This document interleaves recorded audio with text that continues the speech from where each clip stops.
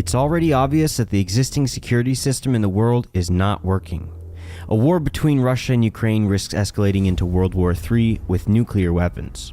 So what should we do to avoid being burned in a nuclear war and to prevent these kinds of risks in the future?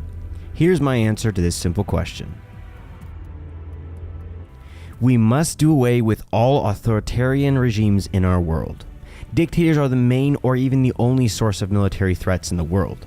It is dictators who resort to military force to change existing rules or boundaries of nations. All our wars have always been started by dictators. Democracies never go to war with other democracies. Authoritarian rulers often need war to maintain and strengthen their power. To understand the logic of a dictator, you must understand two simple things. The first, when all the power in a country is concentrated in the hands of one man, he inevitably commits crimes. And the more he remains in power, the more crimes he commits. As an example, he murders his political rivals and steals public money. Second, now, after committing crimes, the dictator becomes a hostage to his position. He can no longer leave power because afterward he will be convicted of his crimes. Now he must remain in power for the rest of his life in order to stay alive and unharmed. Power becomes an end in itself for the dictator, and for the sake of power, he commits more and more crimes, as there is no way back. This is a kind of trap for the dictator. To keep his power means to keep his life. That's why we must come up with a mechanism to prevent new dictators in a civilized way, especially in those countries that possess nuclear weapons. Sooner or later, to legitimize and consolidate their power, dictators may start a war, usually against a weaker neighboring country. First, war allows dictators to distract the population from domestic economic problems by shifting their attention outside the country. Second, if dictators win a war, it allows them to remain legitimate for many years to come.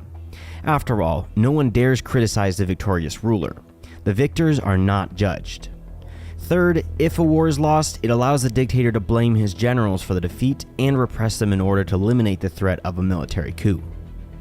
External sanction pressure on an authoritarian country is of little use.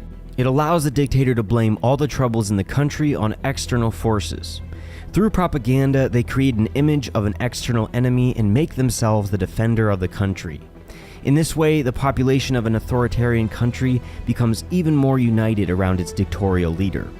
People who are able to think and criticize the dictator will leave the country or be declared enemies of the people and repressed. The worst threat in today's world is a dictator capable of threatening the world with nuclear weapons. Recall that Russia has a huge stockpile of nuclear weapons. If they are used, our planet could be destroyed.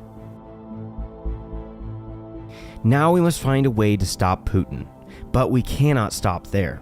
We need a new concept of security. And here we need a new supranational political body to oversee and prevent the emergence of authoritarian and dictatorial regimes. The UN must be replaced by a new collective body for world security.